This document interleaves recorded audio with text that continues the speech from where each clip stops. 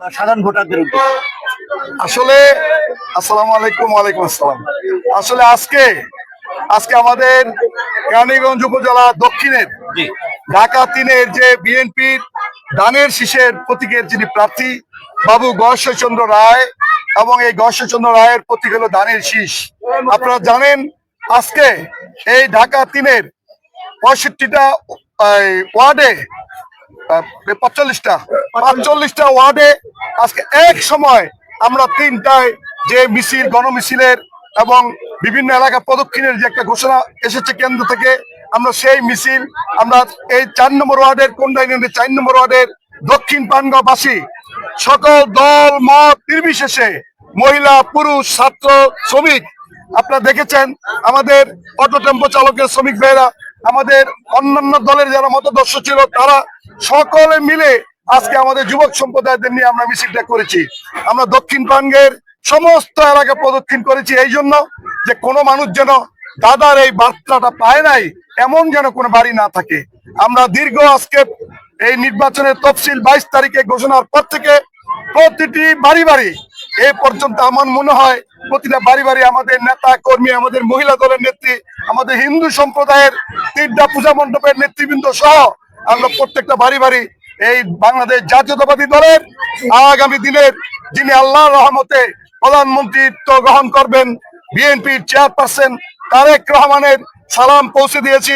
দাদা বাবু গয়েশ্বরচন্দ্র রায় যিনি স্বাধীনতা যুদ্ধের একজন বীর মুক্তিযোদ্ধা এবং বর্ষিয়ান নেতা, বাংলাদেশ জাতীয়তাবাদী দলের স্থায়ী কমিটির অন্যতম সদস্য, তিনি আজকে আমাদের এই দলের প্রার্থী, এই আসনের প্রার্থী।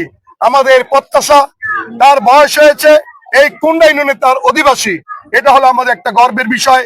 দাদা বাবু গয়েশ্বরচন্দ্র রায়কে নিয়ে সারা বাংলাদেশ গর্ববোধ করে।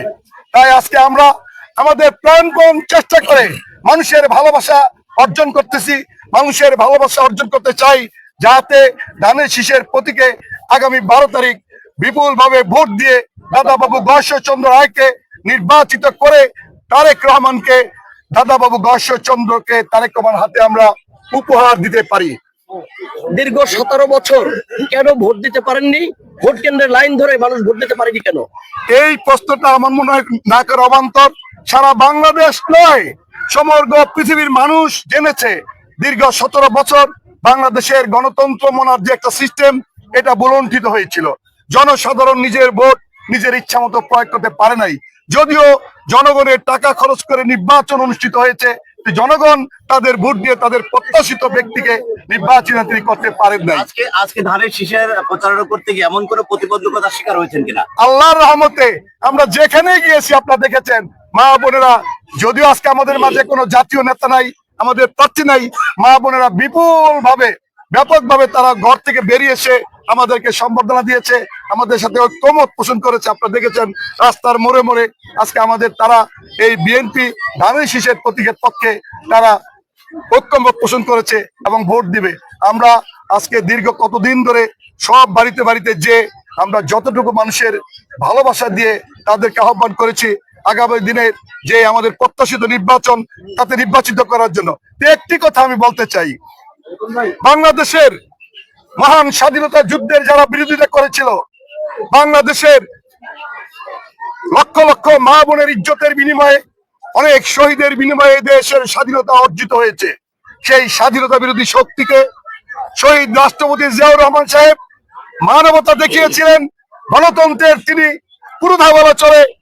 আওয়ামী লীগ নিষিদ্ধ হয়েছিল এবং সেই আওয়ামী লীগ নিষিদ্ধ হওয়ার ফলে বাকশাল নামক যে দল গঠিত হয়েছিল, এই আওয়ামী লীগকে যখন তারা নির্বাচন করার জন্য, রাজনীতি করার জন্য সেই সুযোগ দিয়েছেন শহীদ রাষ্ট্রপতি জিয়াউর রহমান ক্ষমতা আসার পরে, সেই সুযোগটাই জামাতে ইসলাম বাংলাদেশ নিয়েছিল। আজকে তারা যেইভাবে বাংলাদেশে যা করছে আপনারা তা দেখছেন। আমি তো এর ব্যাপারে বলতে চাই না, সেই জামাত ইসলাম বিএনপির প্রতিপক্ষ হয়ে দাঁড়িয়েছে। তা আমি মনে করি রাজনীতি করার অধিকার যেহেতু সবাই অর্জন করেছে, 24-এর গণ আন্দোলন, শহীদের রক্তের বিনিময়ে মানুষ স্বাধীন মতো ভোট দিবে, যার যার ইচ্ছা মতো রাজনীতি করবে, এটাই আমাদের প্রত্যাশা। আমাদের অন্য কোনো দলের প্রতি আমাদের কোনো হিংসা বিদ্বেষ নাই, অন্য কোনো দলের প্রতি আমাদের কোনো ব্যাপক মন্তব্য নাই। শুধু এই কথা আমি মনে করিয়ে দিতে চাই, স্বাধীনতার এই 54-55 বছর পরে সেই যে দলটিকে সুসংহতভাবে কথাবার্তার মধ্যে বাংলাদেশের স্বাধীনতা যুদ্ধের যিনি ঘোষক, বাংলাদেশের যিনি প্রয়াত রাষ্ট্রপতি, বাংলাদেশের তিনবারের যিনি প্রধানমন্ত্রী, তার সুযোগ্য সন্তানকে নিয়ে যখন তারা অকাট্যভাবে সমালোচনা করে, তখন আমরা ব্যথিত হই। কিন্তু আমরা তাদেরকে কোন রকম তাচ্ছিল্য করে কথা বলবো না। আগামী 12 তারিখ নির্বাচনের মাধ্যমে বাংলাদেশের মানুষ প্রমাণ করে দেবে বাংলাদেশের মানুষ কি স্বাধীনতার পক্ষে না বাংলাদেশের মানুষ স্বাধীনতার বিপক্ষে। যে সকল মুরব্বীরা জনসাধারণ, সমগ্র বাংলাদেশের মানুষ আজকে সচেতন। একটা রিক্সাওয়ালা থেকে শুরু করে, ব্যবসায়ী থেকে শুরু করে, একটা অটো টেম্পো চালক থেকে শুরু করে, একটা শ্রমিক এবং যিনি মা বোনদের নিয়ে তারা যেইভাবে তাচ্ছিল্য করে একটি দল কথা বলছে, আমাদের মা বোনেরা তা বুঝে যাচ্ছে তারা কি চাচ্ছে। তারা দেশে একটা অরাজক পরিস্থিতি সৃষ্টি করে, যেমনটি 24 তারা মনে ভেবেছে 24-এর 5ই আগস্ট যেইভাবে বাংলাদেশের সমগ্র মানুষ আন্দোলন করে একটা বৈপ্লবিক সরকার গঠন করেছে, তেমনই করে দেশে একটা বিশৃঙ্খলা করতে চায়। আমার মনে হয় জনগণ 12 তারিখে তা ঘোষণার মাধ্যমে তারা ঘোষণা দিবেন। আর তারা যতই চেষ্টা করুক, আমার বিশ্বাস বাংলাদেশের আপামর জনগণের টাকায় লালিত, জনগণের ট্যাক্সের টাকায় যারা এই দেশে বাংলাদেশের বীর দেশপ্রেমিক সেনাবাহিনী, সশস্ত্র বাহিনী, পুলিশ, সমস্ত নিরাপত্তা বাহিনীগুলি তারা জেনে গেছে বাংলাদেশের বাংলাদেশের স্বাধীনতার রক্ষা করার কোন দল। জানতে চাই 12 তারিখে ভোট কেন্দ্রে সাধারণ ভোটাররা এবং নারী এবং মা বোনেরা যে ভোট কেন্দ্রে যাবে, তাদের নিরাপত্তার ব্যাপারে আপনারা কত?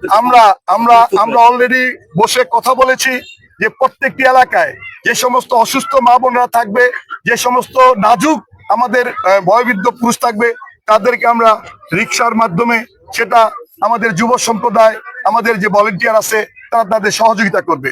এবং আমার বিশ্বাস যে আমাদের সেন্টারটা মধ্যবর্তী অঞ্চলে হওয়াতে মানুষের অত কষ্ট হবে না।